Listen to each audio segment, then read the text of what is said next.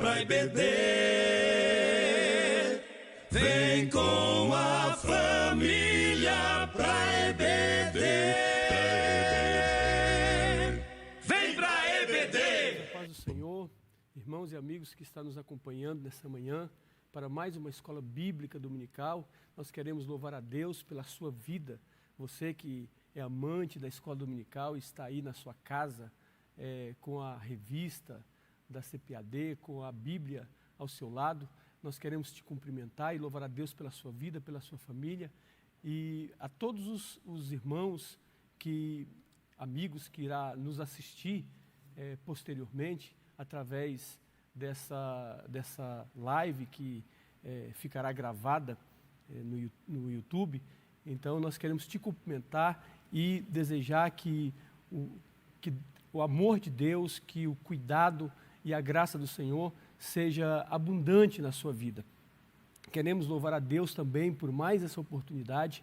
Nós estamos vivendo nesses dias difíceis, de privações, onde nós não temos a oportunidade, estamos privados de poder nos reunir fisicamente, mas queremos louvar a Deus por essa ferramenta que é as redes sociais, o YouTube, onde nós podemos continuar transmitindo os cultos e, nessa oportunidade, podemos transmitir a nossa escola bíblica dominical.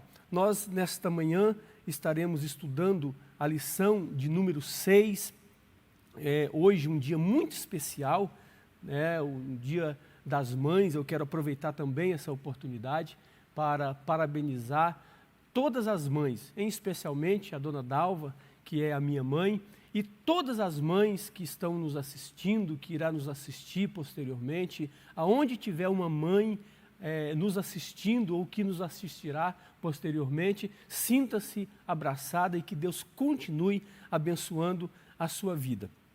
A lição de hoje, como já mencionei anteriormente, é a lição de número 6. Nós estamos estudando esse trimestre um tema muito importante, que é o tema desse trimestre, que é a Epístola aos Efésios, baseado na Epístola aos Efésios, e o tema desse trimestre é a Igreja eleita, redimida pelo sangue de Cristo e selada com o Espírito Santo. Então, um tema muito interessante para os nossos corações. Na lição de domingo passado, a lição de número 5, o tema da lição foi Libertos do Pecado para uma Nova Vida em Cristo. Então, domingo passado, nós estudamos sobre a libertação para uma nova vida em Cristo. Então, uma vez libertos, nós somos vivificados para viver para Cristo. E a lição de hoje, a lição de número 6, o título dela é a condição dos gentios sem Deus. Nessa lição, nós vamos observar o apóstolo Paulo chamando a nossa atenção para nós como igreja, aqui os gentios, o apóstolo está chamando a atenção da igreja que anteriormente eram os gentios e que não fazia parte, não estava alheio às alianças, às promessas, e agora o apóstolo chama a atenção da igreja para que nós não venhamos nos esquecer de quem nós éramos. Nós vamos falar um pouquinho sobre, aliás, um pouquinho não, nós vamos discorrer mais sobre esse assunto, porque anteriormente éramos incircuncisos, alheios à aliança, sem esperança e sem Deus. Então, o apóstolo, uma vez que nós fomos vivificados, fomos libertos e estamos vivendo agora em Cristo, nós precisamos tomar cuidado para não voltarmos para o lugar de onde nós saímos e para, até no sentido de gratidão ao Senhor, nós estamos sempre lembrando que outrora nós éramos gentios. Então, a lição 6, a condição dos gentios sem Deus, nós temos o nosso texto áureo, que está em Efésios, capítulo 2, versículo 11, que traz por título, ou melhor, o texto de Efésios, capítulo 2, versículo 11, diz o seguinte: portanto, lembrai-vos de que vós, noutro tempo, erais gentios, na carne, e chamados em circuncisão pelos que na carne se achavam circuncisão feita pela mão dos homens. A nossa verdade prática resume a lição da seguinte maneira: outrora, sem Deus, por meio de Cristo, os gentios tornaram-se descendência de Abraão e herdeiro das promessas.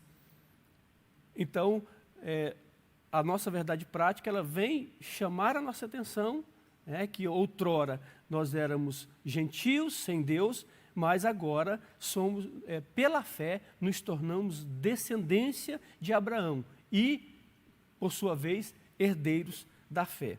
A leitura bíblica em classe está em Efésios, como você pode observar. A leitura bíblica a primeira parte da leitura é uma continuação da leitura bíblica da lição passada.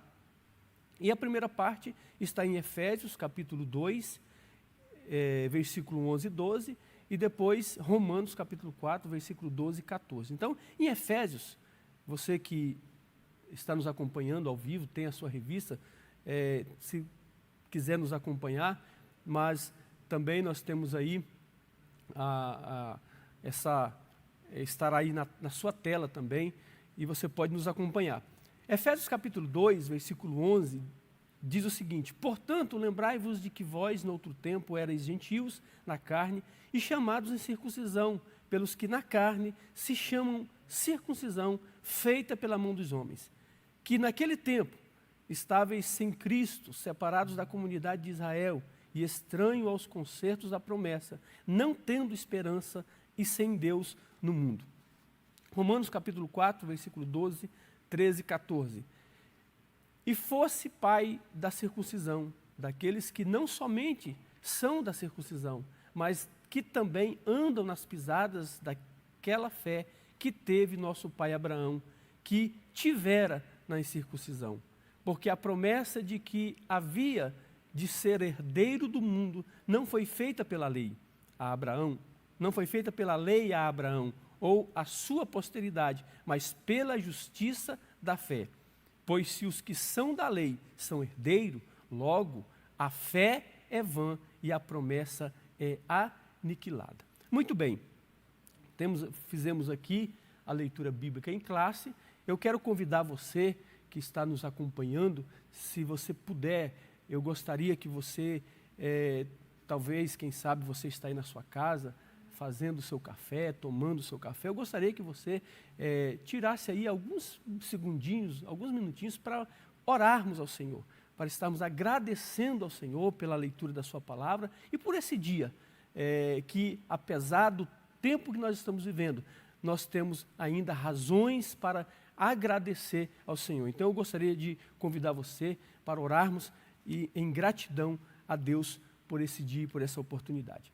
Senhor nosso Deus, nós queremos te louvar nessa manhã por essa bendita oportunidade de podermos estar na tua presença. Senhor, mais um domingo, não reunidos como de costume, como gostaríamos, mas através dessa transmissão, através dessa ferramenta que o Senhor tem nos preparado para podermos chegar, Senhor, às centenas e milhares de lares, daqueles que estão nos acompanhando e que nos acompanharão depois. Nós queremos te louvar, Senhor, por essa oportunidade e queremos rogar a ti, Senhor, uma bênção toda especial, Senhor, para esta casa, para esta família, Senhor, para esse homem, para esta mulher, representante de uma família, Senhor, nesse momento, Senhor, tão difícil, nesse momento, Senhor, de angústia que todos nós, Senhor, estamos vivendo.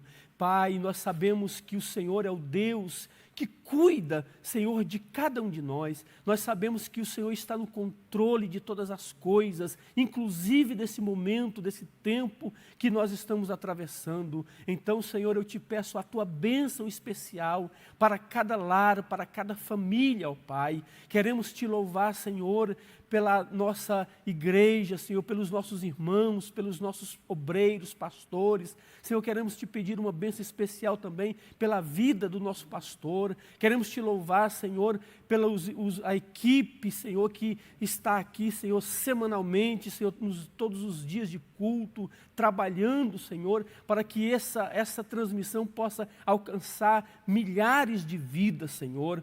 Queremos, Senhor, te louvar também pelas mães, nesse dia, Senhor, comemorativo, em que nós comemoramos os dias das mães, e nós sabemos que, em decorrência dessa pandemia, muitas mães estarão privadas de receber seus filhos, os filhos privados de poder abraçar sua mãe, Senhor, mas que essa mãe sinta-se abraçada, Pai, pelo teu cuidado, pelo teu amor, e que o teu Espírito possa nos dar equilíbrio emocional e mental, Senhor, para que possamos atravessar por esse momento e lá do outro lado, quando tudo passar, nós possamos ter aprendido, feito reflexões e estarmos muito mais fortalecidos, Senhor, e mais perto do Senhor. Esse é o nosso pedido e a nossa gratidão nessa manhã, Pai, em o nome de Jesus. Muito bem. Você terá aí na sua tela a introdução da nossa lição de hoje. Ela vem chamar a nossa atenção para o seguinte, que a presente lição, veremos que o autor de Efésios lembra aos gentios que antes da regeneração, eles eram incircuncisos e haviam experimentado 5 formas de privação. Estavam sem Cristo, separados de Israel, alienados quanto à promessa, sem esperança e sem Deus. Então, o apóstolo Paulo, que é o autor, nós já estudamos nas lições anteriores, o apóstolo Paulo, que é o autor da carta ou a epístola aos Efésios, ele, na lição passada, como eu havia dito, ele chama a nossa atenção, e nós estudamos sobre isso, né? Sobre a condição que nós temos em Cristo agora. Então, nós éramos pecadores, éramos escravos, estávamos vendidos, éramos servos do pecado, mas por causa do amor de Deus, o tão sublime amor de Deus, por causa da graça, nós fomos alcançados, fomos libertos do pecado e fomos colocados numa posição privilegiada. E a lição de hoje, ela vem chamar a nossa atenção justamente para o lugar em que nós estamos, que é uma posição privilegiada, e para que nós não venhamos nos esquecer de que outrora nós éramos gentios. E falando em privações, né, nós estávamos privados da graça de Deus, que aqui vai, pelo menos, né, vai enumerar pelo menos 5 privações que outrora nós sofríamos. E é interessante que a leitura que nós fizemos hoje, você pode observar, que parte em Efésios e parte em Romanos, na epístola de Paulo aos Romanos. Por quê? No tempo que Paulo escreveu as suas epístolas, então nós tínhamos de um lado a igreja, que na sua grande maioria era formada por gentios, e nós vamos observar aqui que os gentios era aquele povo, os gentios vêm de gentes, né, que eram todas as gentes que não faziam parte do povo judeu. No caso aqui, os descendentes, né, da linhagem de Abraão, Isaac e Jacó. Então, de um lado nós tínhamos os gentios, as gentes, que agora, por causa do amor de Deus, eles têm acesso à graça e forma um novo povo. E do outro lado nós temos os judeus. E havia os gentios, por sua vez, eles achavam que tinham certos privilégios, né, porque o povo judeu, eles acabaram não entendendo o propósito da lei e acabou, não foi apto a cumprir a sua missão. Então os gentios, por terem abraçado a graça, abraçado a Cristo, aceitado a Cristo, eles achavam que poderiam ter uma posição privilegiada. E o judeu, por sua vez, por ter sido o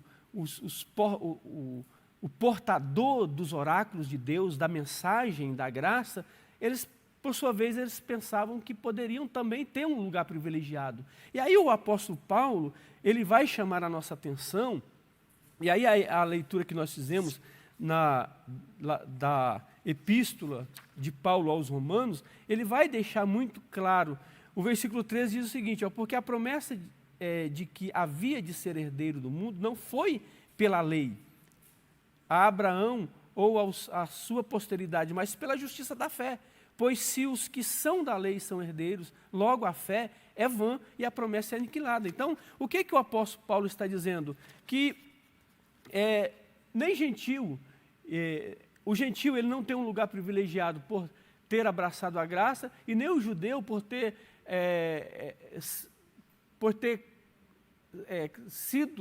terem sido, né, os portadores da lei.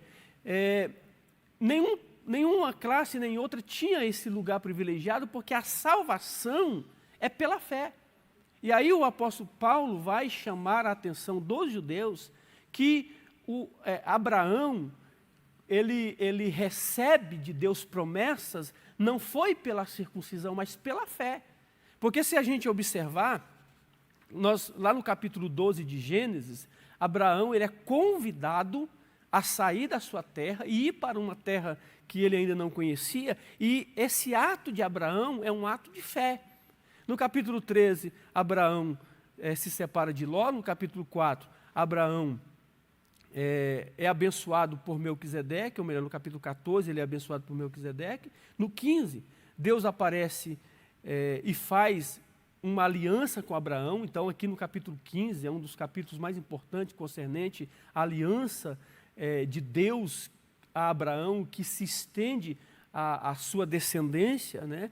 No capítulo 16, nós temos, aparece Agar, nós temos a personagem, a pessoa de Agar, que nós sabemos que Abraão com sua esposa Sara, é uma tentativa de fazer cumprir a promessa de Deus. E no capítulo 17, só lá no capítulo 17, é que Abraão vai se circuncidar. Então,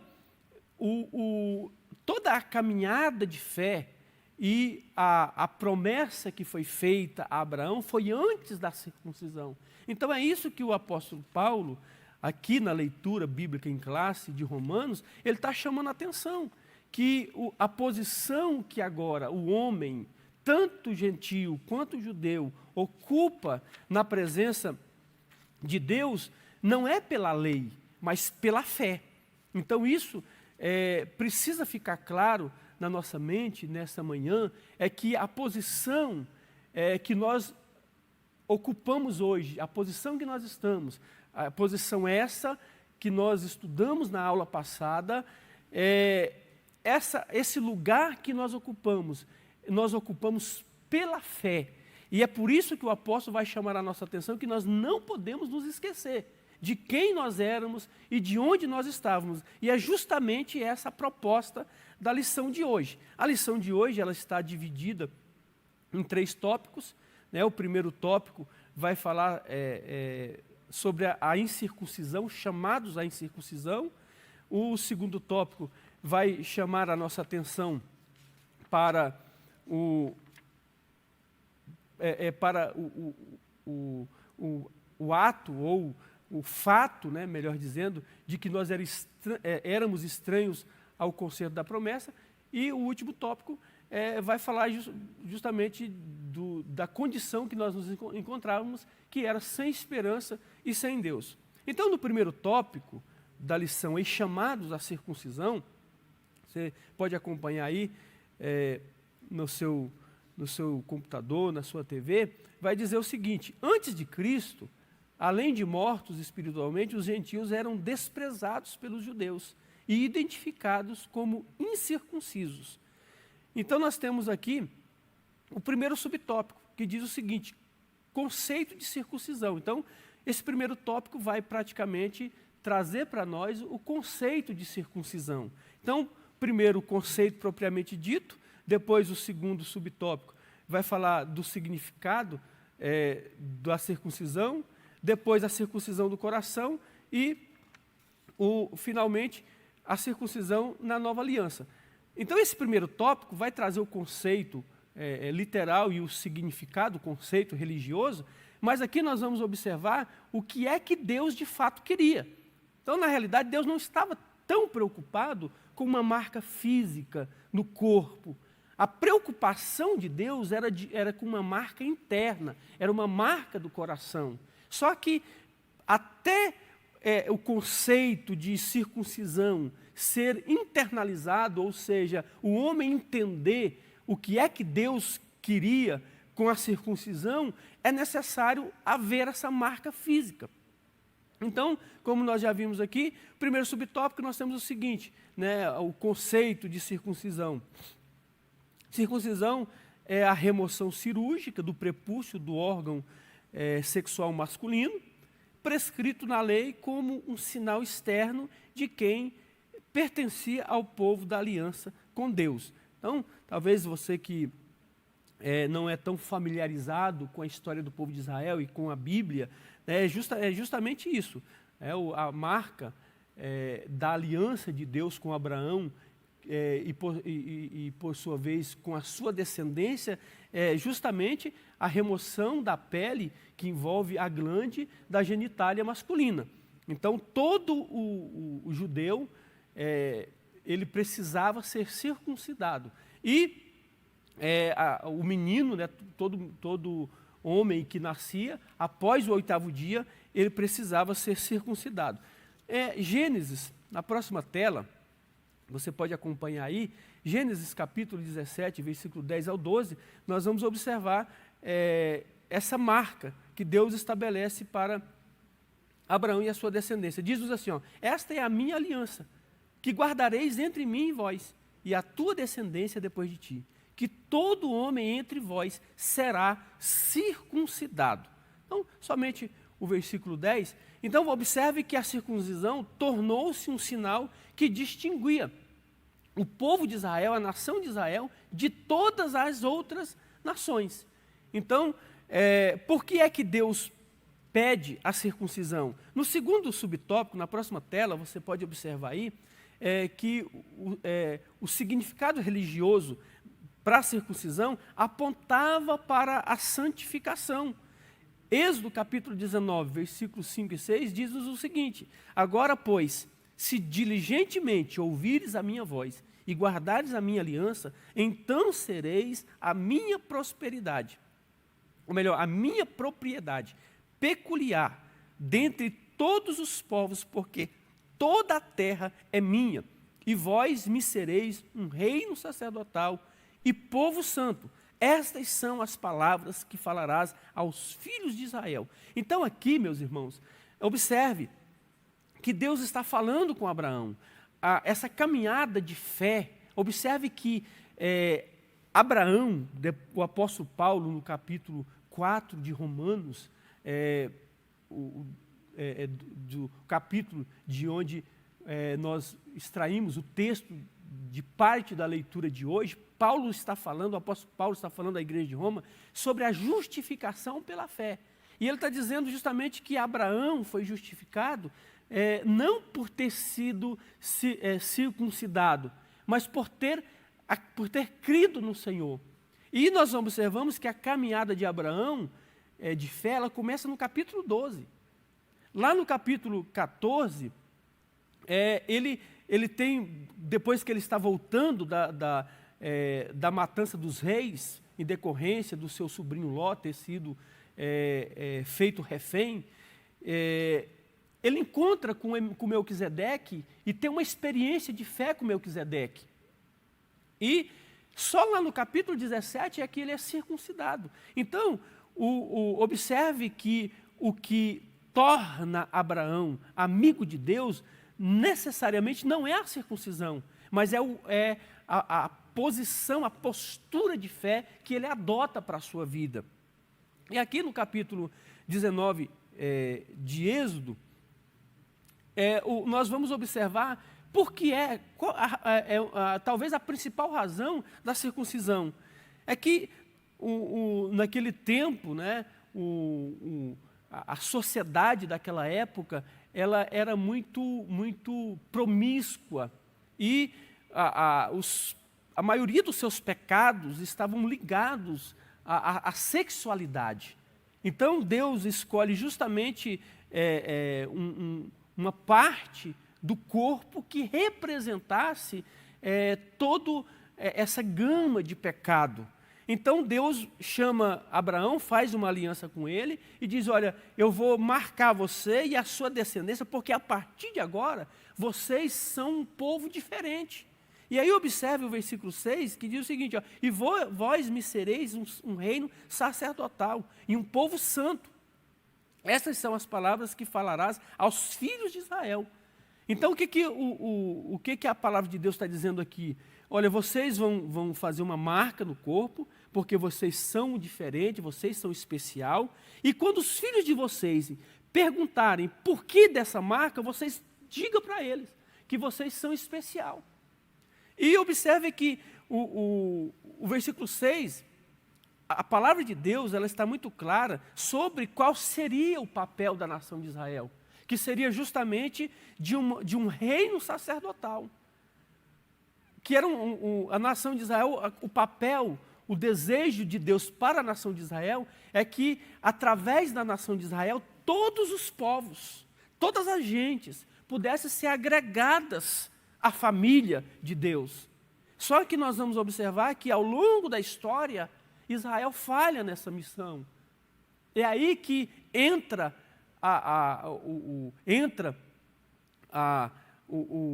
o papel de Cristo, né? É aí que Cristo vem, através da linhagem de Abraão, Isaque e Jacó, mas agora, com Cristo, abre-se uma oportunidade para que o papel que Deus desejava que Israel desempenhasse, agora, através de Cristo, esse objetivo,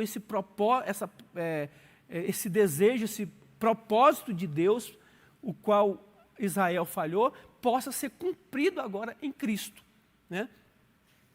Esse assunto, para a próxima lição, nós vamos falar melhor sobre isso, né? Sobre a pessoa de Jesus, o que representa a pessoa de Jesus, tanto para o judeu quanto para o gentil. E na próxima tela você pode observar aí o seguinte, ó, que a circuncisão ela simbolizava a aliança de purificação requerida ao povo escolhido. Aí nós temos aí, por exemplo, um fato que ocorreu com a segunda geração que sai do Egito, que está lá em Josué, capítulo 5, versículo 9, lá em Gilgal, quando o povo de Deus, eles estão se preparando para conquistar a terra. Eu separei aqui apenas o versículo 9, mas eu pediria para que você lesse aí na sua Bíblia, depois, anote aí, leia depois, porque é muito interessante. Quando o povo de Israel sai do Egito, eles eram circuncidados. Só que na caminhada, ao longo dos 40 anos, os filhos que foram nascendo nesse período, eles não foram sendo circuncidados. E aí, agora eles estão, Moisés já havia passado, o líder da nação agora é Josué, e eles estão se preparando para conquistar os seus inimigos, e a Bíblia diz que por os inimigos de Israel, por terem ouvido da fama do povo de Israel, eles estavam não se sustentando de tanto medo, eles haviam entrado em pavor com medo de Israel. Só que quando Israel olhava para os seus inimigos, Israel não enxergava, não enxergava os seus inimigos dessa forma. Por quê? Porque eles não haviam circuncidado. Aí o versículo 9 de Josué capítulo 5 diz o seguinte, ó, disse mais o Senhor a Josué, hoje retirei de sobre vós o opróbrio do Egito. Por isso, o nome daquele lugar se chamou Gilgal até o dia de hoje. Então, para que o povo de Deus se encorajasse, foi necessário que todo aquele povo circuncidasse. Então, porque a incircuncisão era justamente a marca do pecado. Por isso que o texto aqui diz que hoje retirei de sobre vós o opróbrio, ou seja, a vergonha do Egito, a vergonha do pecado. E aí o povo de Deus, então, celebra a Páscoa e depois eles vão e têm uma grande vitória sobre os seus inimigos, porque haviam corrigido, né, essa pendência que havia ficado. Eles circuncidam e então tem agora a marca da aliança. No terceiro subtópico, na próxima tela, você pode observar aí, nós temos a circuncisão do coração. Então, primeiro, nós éramos incircuncisos. Segundo, nós temos o significado religioso. E agora o terceiro subtópico vai falar da circuncisão do coração. Então, observe aí, ó, a verdadeira circuncisão não se tratava de uma operação externa na carne, mas a que foi feita no interior, que é do coração. Versículo 29 de Romanos 2 diz o seguinte, ó, mas é judeu o que é no interior, e a circuncisão a que é do coração, no espírito, não na letra, cujo louvor não provém dos homens, mas de Deus. Então, em Cristo, o sinal de quem pertence a Deus não é a circuncisão, nem a incircuncisão, mas sim o ser uma nova criatura. Então, observe que aqui nós já temos Deus mostrando, nós temos aqui já Deus se deixando revelar, se deixando mostrar a sua verdadeira intenção. Que na realidade ele não estava preocupado com uma marca física, ele estava preocupado com uma marca no coração. Na próxima tela você pode observar aí, a circuncisão, o quarto subtópico vai falar da circuncisão na nova aliança. Então nós vamos observar que na nova aliança a circuncisão somos nós, que servimos a Deus no Espírito e nos gloriamos em Jesus e não confiamos na carne. Então na nova aliança não há judeu nem gentil, mas a igreja. Agora observe, talvez você esteja se perguntando, né? Se Deus não estava tão preocupado com uma marca física e sim uma marca no coração, por que é que ele pede então uma marca física? É simples. Eu sempre comparo, e aí eu chamo a sua atenção para essa reflexão que eu quero fazer com você agora, é o seguinte, que o homem, quando ele peca, eu comparo o estado do homem logo após a queda como um bebê, uma criança recém-nascida, que se torna totalmente refém do pecado. Mas, na medida que Deus vai se revelando, vai se mostrando, como que essa criança ela vai crescendo. E na medida que ela vai crescendo, ela vai se desenvolvendo. Então, a marca, não só a circuncisão, mas todas as regras que é instituída para o povo de Israel, é justamente no sentido de educar o povo para o que Deus estava preparado para um tempo futuro. Então, a circuncisão, ela é uma marca, ela é uma figura pedagógica. Porque essa criança, ela ainda não tem condições de conceitualizar, né? Os pedagogos, quem trabalha na educação de crianças, sabe que a criança, o primeiro contato dela com a educação escolar, o primeiro contato dela é com signos, né? Que aponta para um conceito, mas como a criança não consegue conceituar, então você vai mostrar figuras. Então, quando você quer falar de bola para uma criança, você mostra algo redondo. Quando você quer falar, por exemplo, de casa, você vai mostrar uma figura de uma casa. Porque a criança não tem essa figura ainda internalizada dentro de si. Se eu perguntar para um adulto, se eu perguntar para você, se eu falar para você casa, você já tem na sua mente inúmeros modelos de casa. Mas se eu falar para uma criança que está começando a sua educação escolar agora, ela não tem essa capacidade de formar conceito ainda. Então, eu tenho que mostrar uma figura. Então, como Deus queria uma marca no coração, mas esse homem ainda que é uma criança em relação ao conhecimento de Deus, então Deus vai mostrar uma figura física, algo físico, algo concreto. Quando ele se desenvolvesse e tivesse a capacidade de conceituar de fato o que era circuncisão, Deus ia dizer para você, bom, agora que você conheceu, você sabe o que é circuncisão, eu não estou preocupado com a marca física. A marca que eu quero imprimir é no seu coração. E nós vamos saber que isso acontece, mas não através da lei, mas através do Senhor Jesus. Continuando aí nós temos aí a síntese do primeiro tópico, nós vamos avançar um pouco mais. Temos aí o segundo subtópico. No segundo subtópico, nós temos o título desse tópico os estranhos ao concerto da promessa. Então, por que é que os gentios eles estavam estranhos ao concerto da promessa? Por quê? Porque eles não faziam parte da circuncisão. Temos aí nessa parte o apóstolo Paulo aponta a situação dos gentios. Naquele tempo estavam sem Cristo, separados da comunidade de Israel e estranhos aos concertos da promessa, justamente porque não fazia parte da circuncisão. O primeiro tópico diz o seguinte: naquele tempo, isto é, antes da regeneração, os gentios viviam imersos no paganismo e, portanto, sem Cristo. A religiosidade dos gentios era incapaz de inseri-los na promessa messiânica da salvação. Então, embora o povo gentil era um povo crédulo, ou seja, a centelha de religiosidade, de espiritualidade, fosse latente no coração deles, eles estavam cegos. O pecado havia cegado-os em relação a Deus.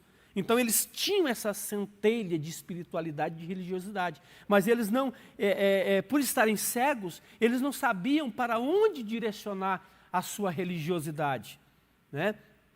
Isso é algo importante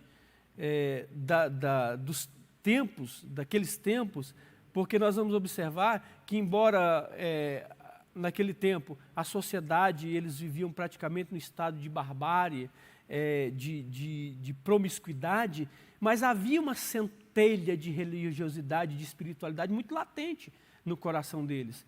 E quando nós traçamos um paralelo para a nossa geração, nós vamos observar que o distanciamento de Deus tem feito com que essa centelha de religiosidade ela tenha cada vez mais se esfriado no coração da humanidade.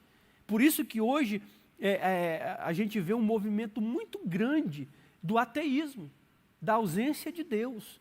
E isso, quando nós olhamos para o homem, para o propósito da criação do homem, nós vamos entender por que é que existem tantas crises existenciais, por que é que existem as pessoas cada vez mais, embora elas tenham condições, elas tenham nome, elas tenham fama, quando elas olham para elas mesmas, praticamente elas não se reconhecem, por causa desse vazio existencial, justamente por causa desse esfriamento, dessa centelha de religiosidade.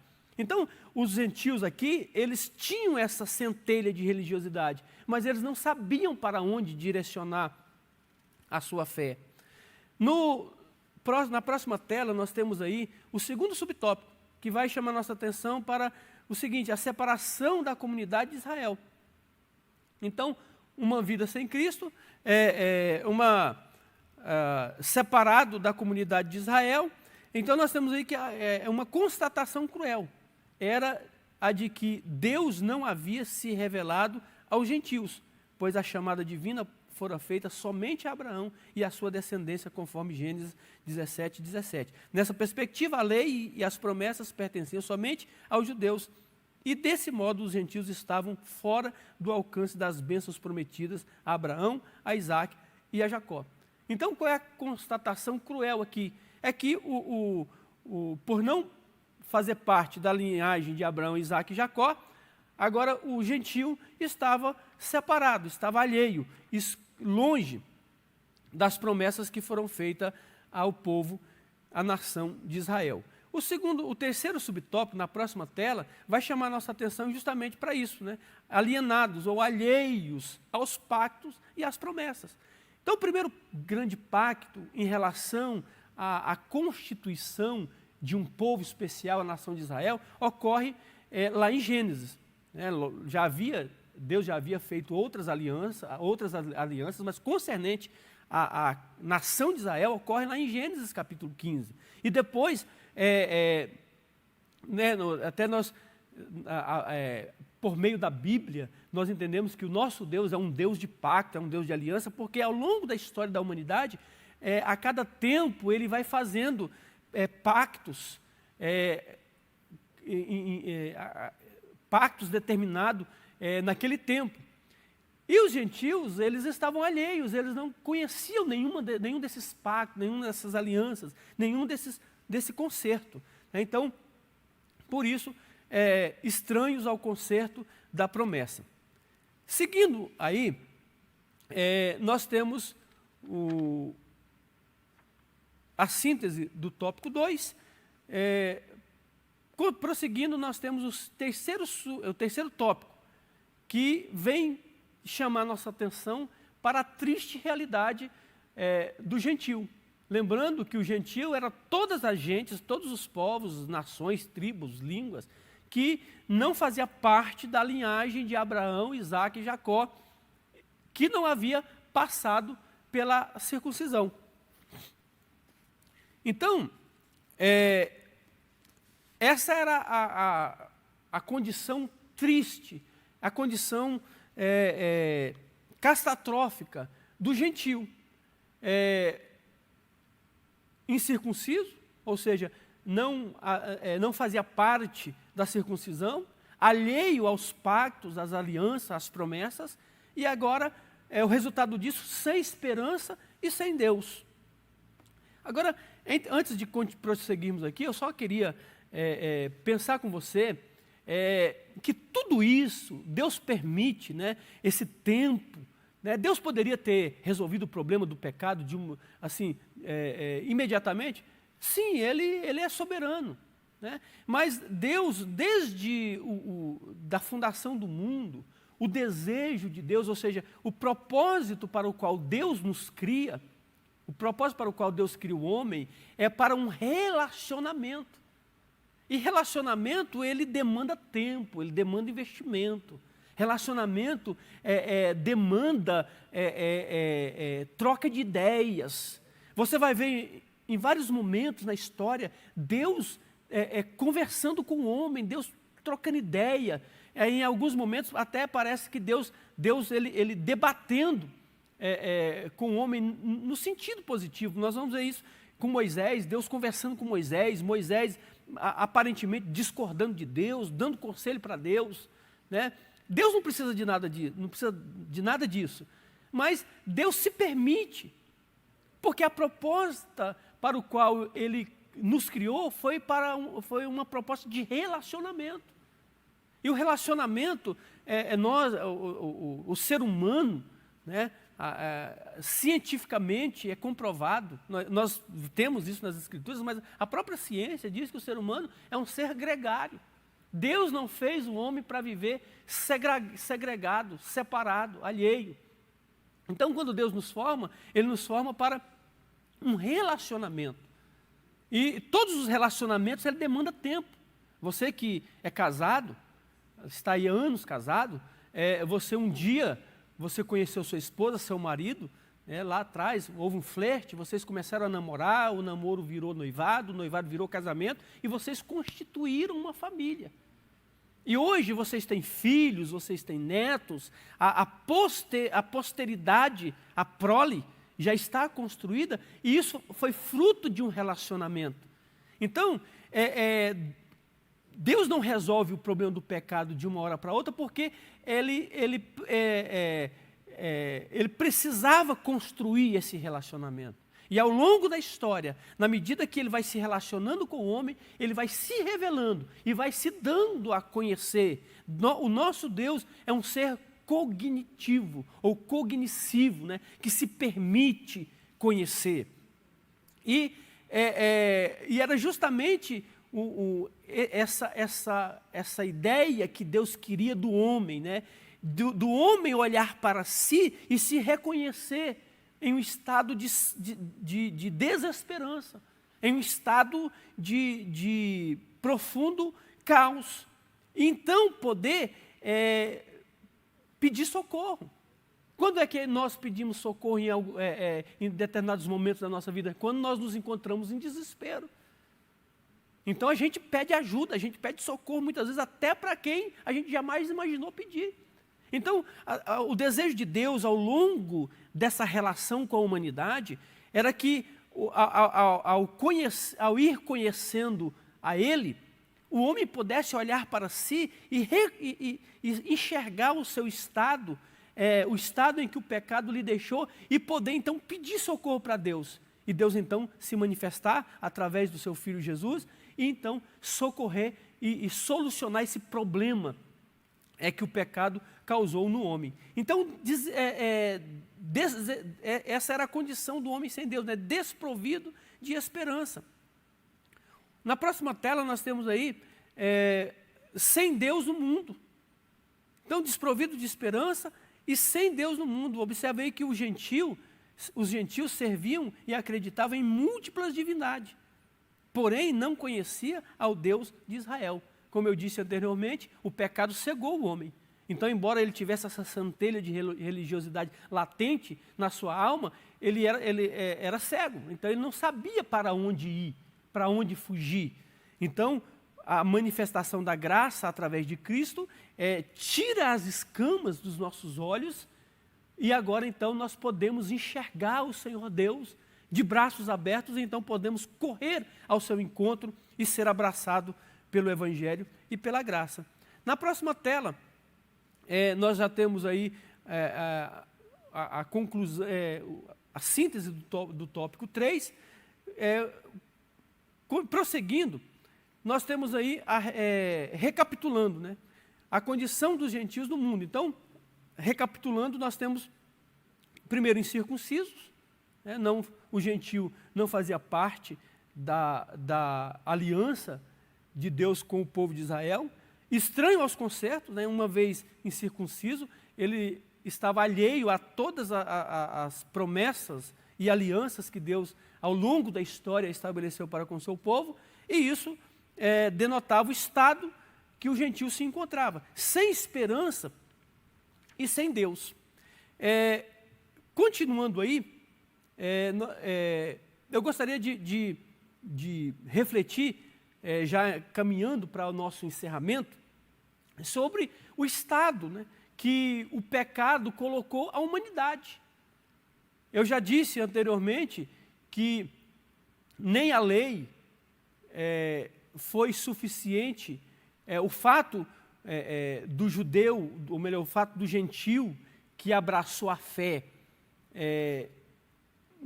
isso não coloca ele no lugar de privilégio, muito menos a lei, né, que o povo de Israel carregou até Cristo, também não coloca o povo de Israel em um estado de privilégio.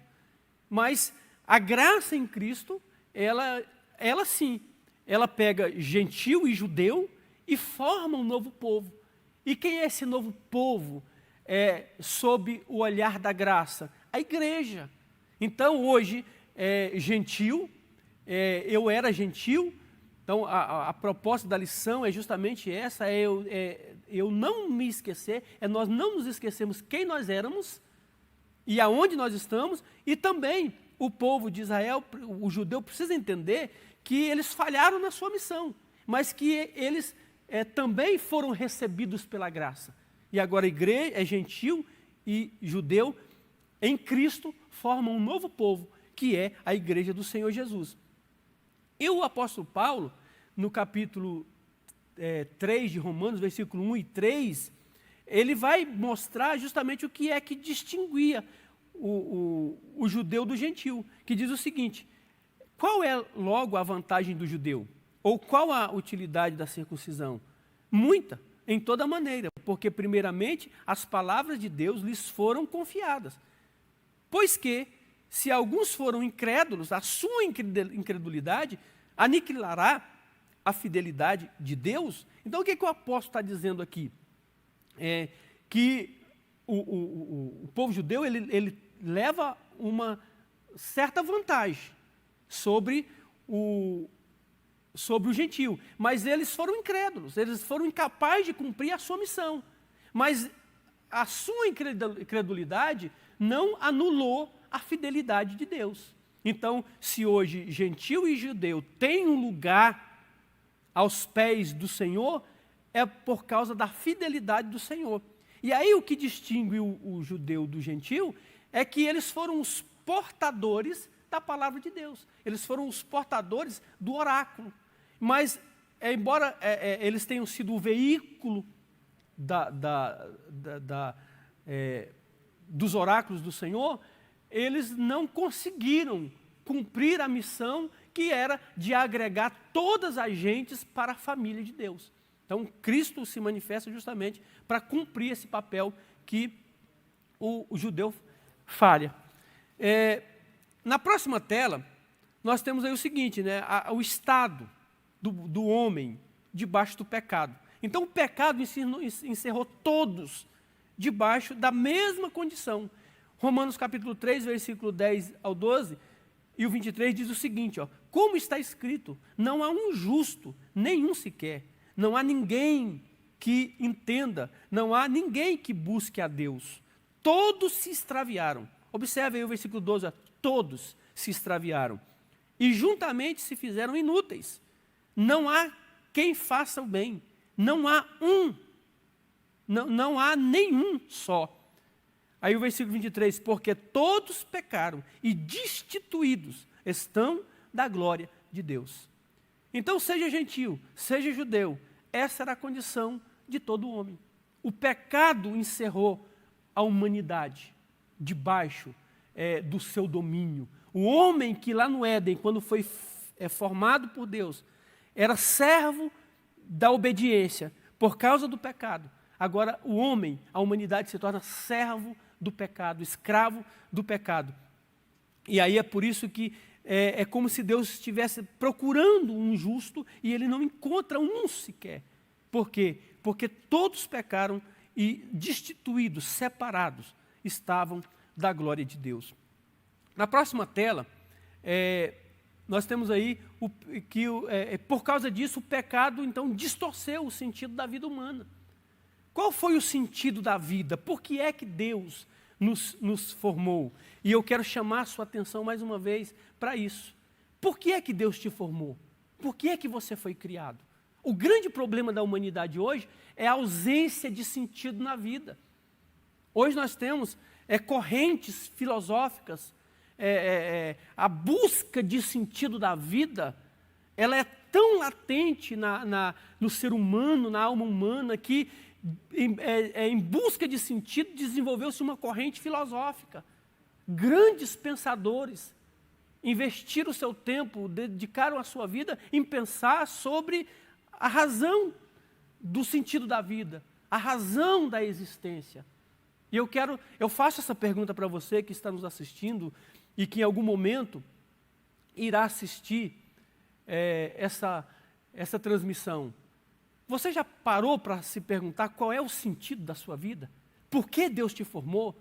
Qual é o propósito para o qual você foi criado? E quando nós olhamos para a Bíblia Sagrada, Gênesis capítulo 1 e 26, nós temos aqui claramente o propósito para o qual nós somos criados. Gênesis 1, versículo 26, diz o seguinte: e disse Deus, façamos o homem à nossa imagem, conforme a nossa semelhança. Então, o homem foi formado à imagem conforme a semelhança de Deus. Por que que Deus quis formar o homem? Deus não poderia ter formado o homem assim como ele formou todas as outras coisas, assim como ele formou os animais. Ele poderia, sim. Mas por que é que ele faz a sua imagem conforme a sua semelhança? Porque o desejo de Deus era que o homem pudesse tornar visível as virtudes invisíveis de Deus. Nós sabemos que Deus, ele é um ser invisível. Deus é espírito. Quando ele foi questionado, Jesus foi questionado pela mulher samaritana, ele disse que Deus é espírito, e importa que os verdadeiros adoradores o adorem em espírito e em verdade. Então, mas como é que Deus vai tornar visível as suas virtudes? Ele formou alguém, ele formou a mim e a você. Então, você foi feito à imagem e à semelhança de Deus para tornar visível as virtudes invisíveis de Deus. Então, por não entender isso, por não entender a razão para a qual o homem foi criado, né, o pecado distorce isso. Então, o homem busca desesperadamente o sentido da sua vida e não encontra. Por que ele não encontra? Porque ele está buscando na fonte errada, ele está buscando no lugar errado, ele está cego. Mas o Evangelho tira as escamas do olho do homem e ele consegue olhar para o Senhor e então encontrar o seu verdadeiro sentido. Então, como eu disse, a busca desesperada por sentido na vida, ela vai produzir uma corrente filosófica chamada de existencialismo. No próximo tela você pode observar aí, eu até trouxe aí alguns nomes dos grandes pensadores dessa corrente. Então, nós temos Kierkegaard, Heidegger, Sartre, entre outros. São grandes pensadores que dedicaram a sua vida tentando encontrar o sentido da vida e não conseguiram. Não chegaram a um consenso. Produziram obras, eternizaram as suas obras, mas não conseguiram chegar a um consenso. E aí, na próxima imagem, você pode ver aí, essa figura, eu acho que retrata muito bem, né, a questão do vazio existencial. Né? Essa talvez seja a figura que melhor represente a condição do homem sem Deus, que represente esse vazio existencial. E aí eu até anotei aqui, na próxima tela, você pode acompanhar comigo, grandes pensadores eternizaram suas obras em torno do tema, mas nenhum chegaram a um consenso. Não chegaram porque a resposta não está ao alcance dos sábios e entendidos desse mundo. Mateus capítulo 11, versículo 25, Jesus diz, naquele tempo, respondeu Jesus e disse, graças te dou, ó Pai, Senhor do céu e da terra, que ocultaste estas coisas aos sábios e entendidos e as revelastes aos pequeninos. Então, por que é que os grandes, os notáveis da filosofia não chegaram a um consenso para o sentido da existência humana? Justamente porque o próprio Deus, ele ocultou essas verdades tão simples e singulares dos entendidos. Mas o próprio Senhor está dizendo que ele ocultou essas coisas aos sábios e entendidos, mas revelou aos pequeninos. Então, talvez a busca pela a razão da existência que tantos têm buscado, você pode encontrar na palavra de Deus. A palavra de Deus pode apontar para você o sentido da sua existência, para que você foi criado. E talvez esse buraco enorme, esse vazio enorme na sua alma, que tem provocado crises e mais crises, e muitos têm dado cabo à sua própria vida por causa disso. A palavra de Deus pode revelar a você.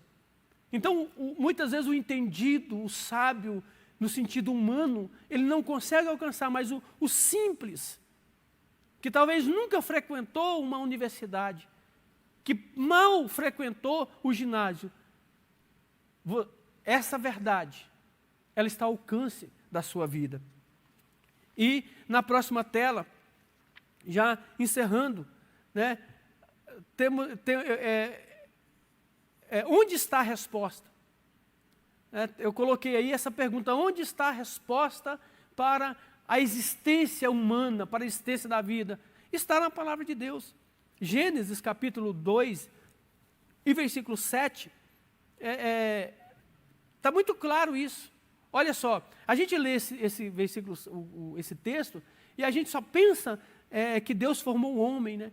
Da formação do homem, mas olha a verdade que está inserida nesse texto. E formou o Senhor Deus o homem do pó da terra, e soprou em suas narinas o fôlego da vida, e o homem foi feito alma vivente. Agora perceba, o texto não está dizendo e formou o Senhor Deus o homem do pó da terra, e o homem foi feito alma vivente. O homem só foi feito alma vivente depois que o Senhor soprou em sua narina o fôlego de vida. Deus poderia ter dito para o barro: haja homem. E o homem ter se formado como os animais foram formados. Deus disse para a terra: produza animais de todas as espécies. Disse para as águas: produza toda espécie de animais que vivem nas águas. E cada ordem de Deus foi sendo realizada. Mas quando ele foi formar o homem, havia um projeto: façamos o homem conforme a nossa imagem e conforme a nossa semelhança. Por que conforme a nossa imagem, conforme a nossa semelhança? Por causa da intenção que estava por detrás, por causa do propósito de Deus. Deus nos formou, Deus formou o homem, Deus formou a mim e a você para um relacionamento. Só que o pecado, ele distanciou o homem de Deus. O homem hoje tem carência de relações. A ciência prova que o homem é um ser gregário. Ele precisa se relacionar com alguém. E nada melhor do que se relacionar com o seu Criador. Mas para isso os olhos precisam se abrir. E para que o homem possa olhar para Cristo e se entregar ao Evangelho, então poder desfrutar da plenitude desse relacionamento. Então veja só, onde está a resposta para as crises existenciais? Está na palavra de Deus. Por que é que o homem tem crise? Porque veja só, o homem foi formado do pó da terra.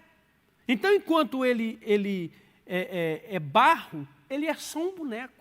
Mas o que vai dar vida para o homem é o sopro da boca de Deus. Então perceba que o que alimenta o homem não vem da terra. O que alimenta o homem vem do céu.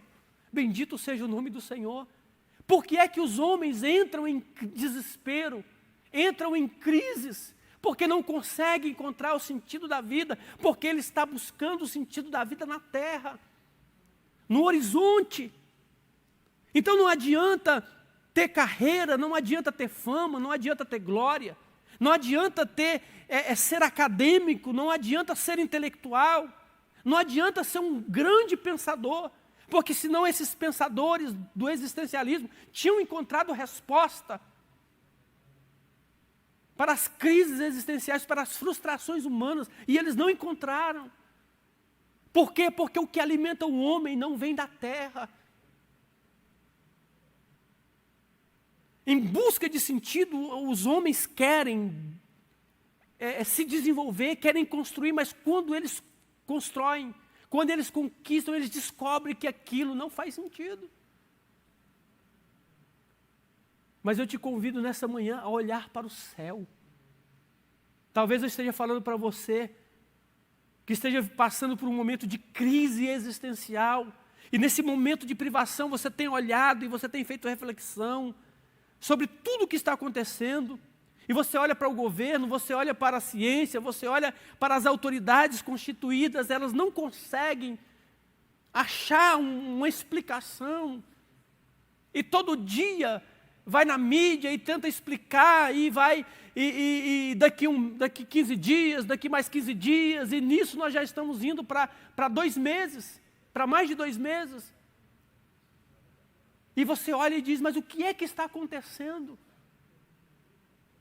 e você não consegue encontrar sentido, é porque, mais uma vez, olhando no horizonte, olhando para a terra, nós não vamos encontrar sentido para as coisas e nem para a existência da nossa vida. Mas se nós olharmos para o céu nessa manhã, nós vamos encontrar sim o sentido da vida, porque o que alimenta o homem, o que dá vida para o homem vem do céu.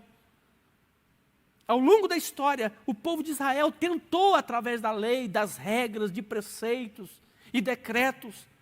Eles tentaram, mas não conseguiu. Quem foi que devolveu a vida espiritual ao homem que o pecado havia tirado? Cristo. E de onde Cristo veio? Cristo veio do céu.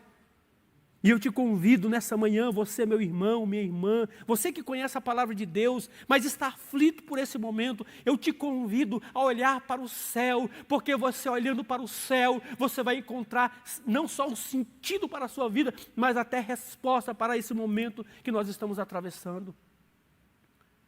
Então, querido irmão, querida irmã, amigo que nos ouve, fique com essa mensagem no seu coração. O que te alimenta não vem da terra. O que te alimenta vem do céu.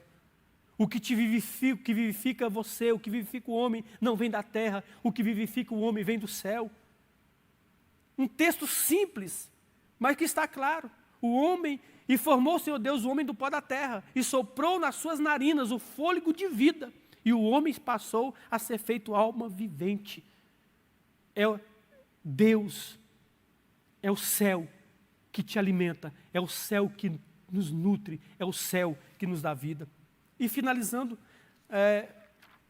a próxima tela aí, nós temos a conclusão, que diz o seguinte: no outro tempo estávamos excluídos da aliança com Deus, separados de Cristo. Vivíamos desesperançados e longe de Deus. Um dia, porém, a magnitude do amor divino aproximou-nos de Cristo e de Israel, e incluiu-nos na esperança da promessa e revelou a nós o único e verdadeiro Deus. Assim, convidamos você, que ainda não encontrou o verdadeiro sentido da vida, a olhar para o céu. Que Deus em Cristo abençoe a sua vida, que teve aí paciência de nos acompanhar nessa hora de escola bíblica, não como nós gostaríamos, né, de estarmos presencial, cultuando, congregando com os nossos irmãos, mas, uma vez mais, louvamos a Deus por essa ferramenta tão importante para esse tempo que nós estamos vivendo, e assim a palavra de Deus pode chegar aí na sua casa e no seu lar. E eu gostaria de terminar nessa manhã, encerrar nessa manhã, convidando você para mais uma oração. Depois dessa lição ministrada, quero crer que o Espírito de Deus tenha falado e esteja falando ao seu coração. Não perca a sua esperança, não perca a sua fé. Se você olhar para o céu, você vai encontrar uma saída, você vai encontrar esperança para esse tempo que nós estamos vivendo.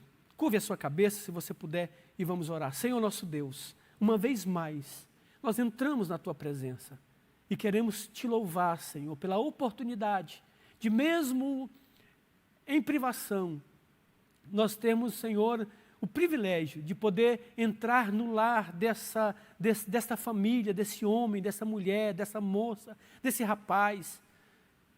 Senhor, de alcançar, Senhor, aqueles que em um outro momento irão, Senhor, assistir essa aula, que o Teu Espírito tenha liberdade plena de falar ao coração e dizer que hoje, através da morte salvífica do Senhor Jesus, nós temos um privilégio de retornarmos para o lugar de onde Deus nunca desejou que nós tivéssemos saído, que é a presença dEle, para uma relação, para um relacionamento com Ele. Deus, aqueles que estão desesperados, tentando encontrar sentido na vida, Senhor, olhando para a terra, olhando no horizonte, olhando para as coisas, buscando coisas, tentando se preencher com coisas. Senhor, levanta o olhar desse homem, dessa mulher para o céu, porque é do céu que vem o que nos vivifica, é do céu que vem o que nos alimenta. Pai, no nome de Jesus, leva esperança, leva paz, leva, Senhor, equilíbrio.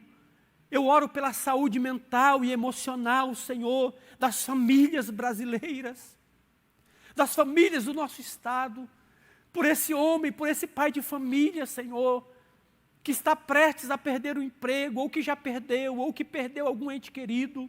Tu és, Senhor, o Deus de toda consolação. Conforta, consola, dá esperança, Senhor. Abraça esse homem, abraça essa mulher. Nessa manhã, Pai, é o nosso pedido e a nossa gratidão no nome bendito de Jesus. Que Deus em Cristo nos ajude. Antes de finalizar, eu gostaria de pedir para você que está nos acompanhando, você que ainda não se inscreveu no canal da nossa igreja, se inscreva, ative o sininho, verifique aí se a sua inscrição, se você ainda é inscrito, se não se inscreveu, se inscreva, compartilhe as nossas lives nos seus grupos familiares, para amigos, você que ouviu essa palavra e que o Espírito de Deus falou ao seu coração, e você sabe de alguém que essa palavra também pode alcançar, compartilhe. E estaremos aqui no próximo domingo e nós te aguardamos para mais uma escola bíblica dominical. Que Deus abençoe a sua vida, a sua casa e a sua família, em nome de Jesus. Dominical, vem mais de Deus aprender, fortalece e faz crescer. É domingo de manhã na EBD. Os jovens aprendendo a